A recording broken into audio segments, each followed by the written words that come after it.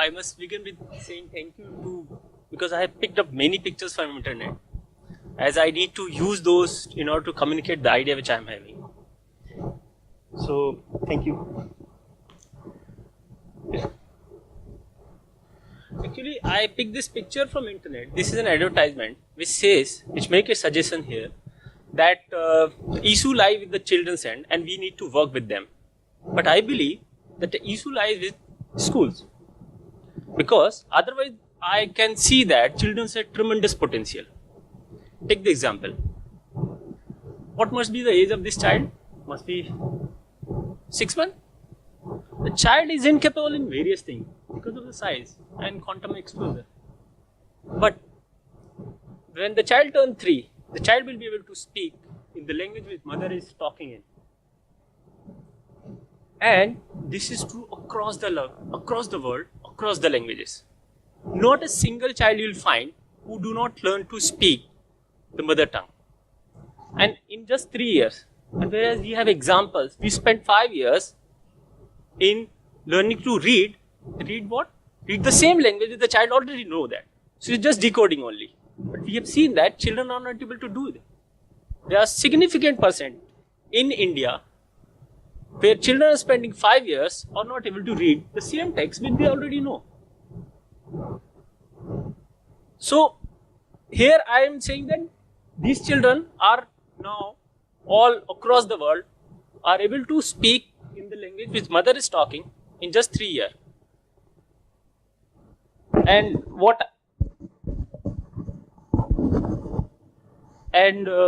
I even saying that this child is learning much more than what we are giving input to.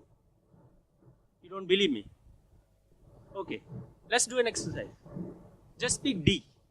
Speak D. Now speak T. What exactly you did inside your mouth that you came up with these two different sounds? These are two different sounds, no? D, T. Something with your tongue. How exactly you twisted your tongue? You don't know, na? Interestingly, you all have learnt it by the age of 2 and 2.5. All the children in the world have mastered this ability.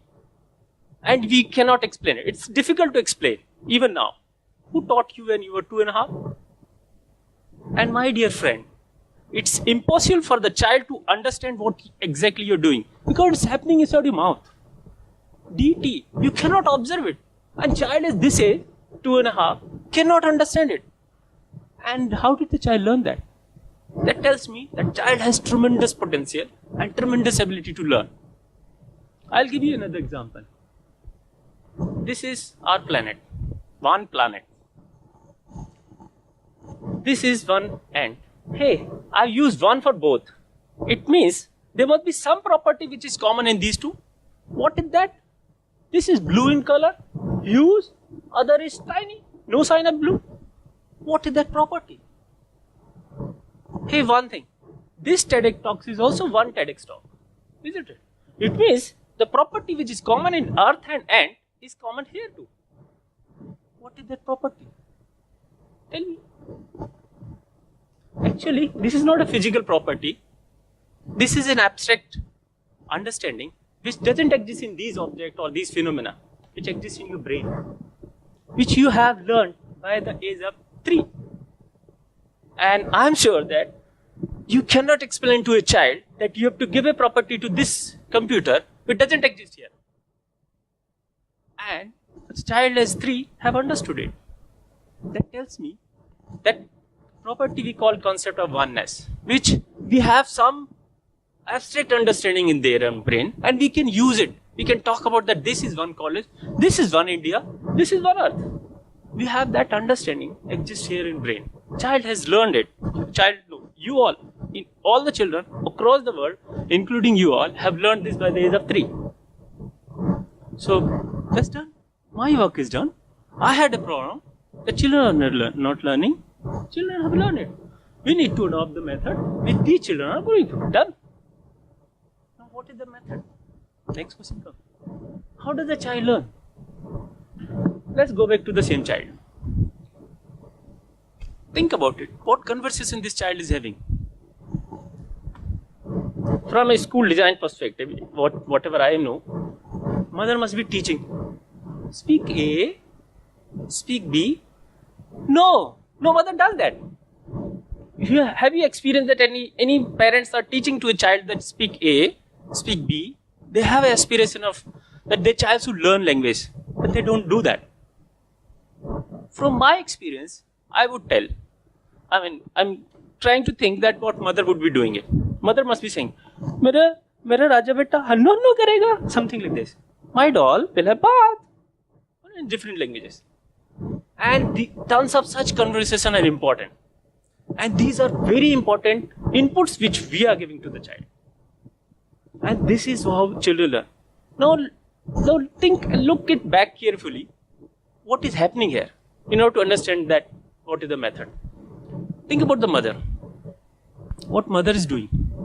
Every mother, every father knows very well this communication is not making any literal sense to the child.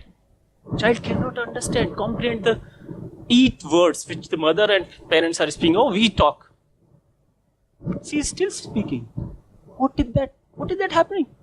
A person is talking, which the person knows very well that is not making any sense, but she is still speaking.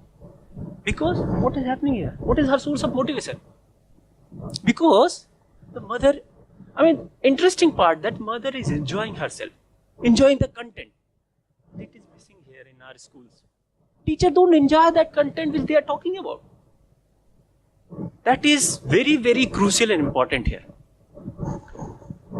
Now, think about the child. And one more thing. Okay, I'll talk. Think about the child. What is happening with the child? The second thing is that mother has very strong belief. When you go to the God, you worship, you talk a lot about that, my mother did that, and God is not there. It's a statue. But you have strong belief. It's the same thing happening with this mother also.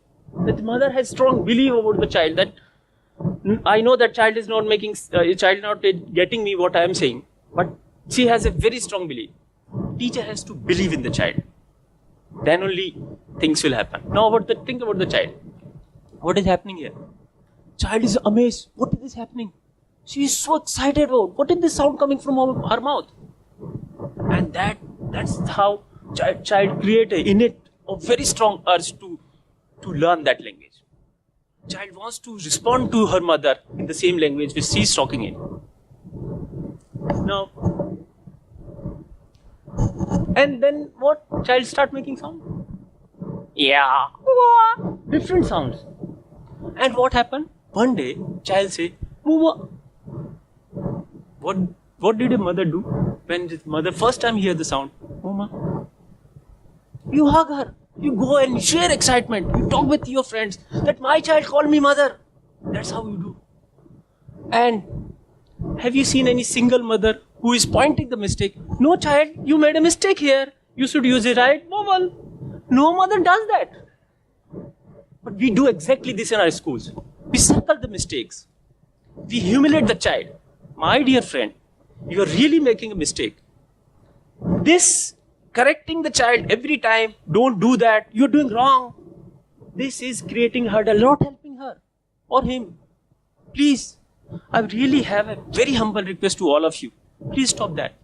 That is very, very difficult. And you know, one first time when child see that mother is excited about this sound, that give a very positive sign to the child that I am in the right direction. And child continue the journey. She doesn't care. He doesn't care. So we have to think about this. Okay. Now, I have a question that how does the child came with this meaningful sound from ya, wa to muma or something else for the parent or for some? I'm sure that it's not clear that at this first sound cannot be that much. Can be clear also, but most of the time. So all these different sounds are not simply sounds. They are the experiment that the child is doing. That's a different story that we don't understand that experiment the child is trying to do. But, okay, I'll give you an example where you'll understand what's the experiment, what kind of experiment child is doing. This is my daughter, Pari. I'm going to share her story, one of her story. She's right now 9-year-old, and I'm going to talk about when she was 3, just learning language. She has some. One day, she told me, "Papa, आप वहाँ जाओ, मैं गेंद फेंकूंगी, आप catchना." "Papa, you go there, I'll throw a ball, you catchna." What did she do? She has just created a new word which doesn't exist in any dictionary in the world. Catchna is not a word in Hindi. Catchna is not in English. Catchna is a mixture of two languages. How did she come to that? Let's look back, try to think what is happening here. She must have heard different communication in which she must have heard दौड़ना, उठना, चलना, भागना, दौड़ना. All these are Hindi words. But she has made an observation that here is na exist, which is not a part of the word, which is just a suffix. That is interesting observation. Second, she has also observed that this na can be added with verbs only. You never seen that kursi na. You'll never see that. So, and such a fantastic observation. This is grammar of Hindi, oral Hindi. And I am sure that no mother in the world, no parents in the world teach the grammar of oral language, at least mother tongue. The child has made an observation. Again, one more thing. Nobody had picked the words in front of her that dorna, utna. No. The child must have heard the complete sentence. Stop jumping, kudna band karo, something like that. And child has picked up that grammar. It's fantastic ability. I'm really amazed. And so for her, it's easy task to understand catch is also a verb. It's like, she might not know or she might know although, but catch is a verb in English and na is a suffix in Hindi. It's not important for her. She created a new word. And I really salute to her courage. She did not care whether I'll understand it or not. She just used it. And not because she wants to learn language. No, she wants to play with me. It's as simple as that. Not because she has discovered some new grammar and she wants to demonstrate that she can use it. Or she just wants to use that. No, not that. Her communication is her need. So that I'll understand the idea and I can play with her. Learning is always a byproduct. That's what my very strong belief. Children do things, you do, we all do things for various different sake. And learning happens naturally.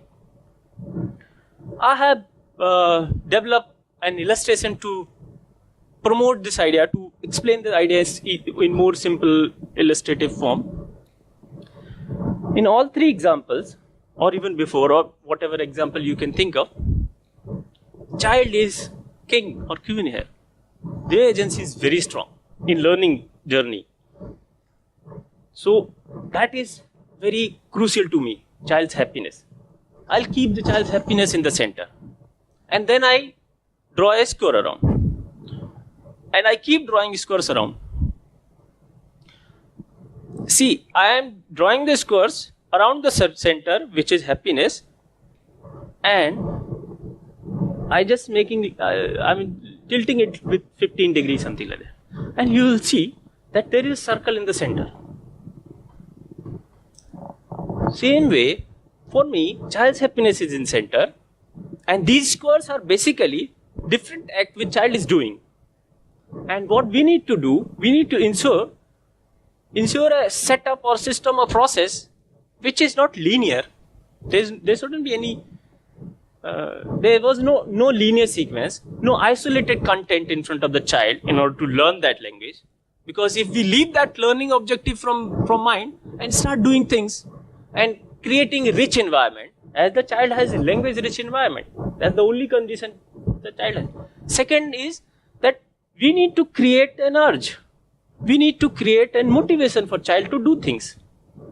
And this circle will automatically emerge. This is our learning output, learning aspiration I had. So what I'm trying to say that you just hold for a moment that learning objective. You keep doing things, create a rich environment, let the child explore in that area of inquiry. I'm sure that I bet that learning will happen naturally. That's what I call natural learning model. Okay.